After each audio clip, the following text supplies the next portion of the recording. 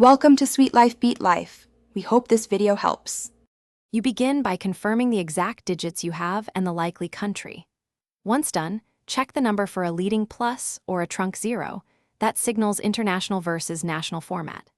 Next, open your phone settings and dialer to see how it displays incoming numbers, and note the first 1 to 4 digits.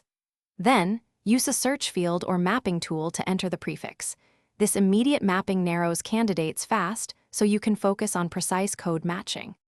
Now you analyze the middle digits to decide what type of code you're looking at. First, remove any domestic trunk digit, such as a leading 0, so the core prefix shows. Then, compare the first 1 to 3 digits against known international codes to find the country. After that, use a carrier prefix lookup to see if the remainder matches a mobile network block.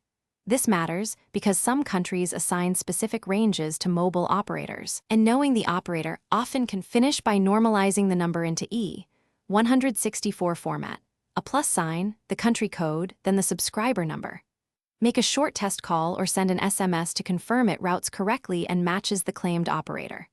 Once verified, save the contact with the full formatted number so future lookups are instant.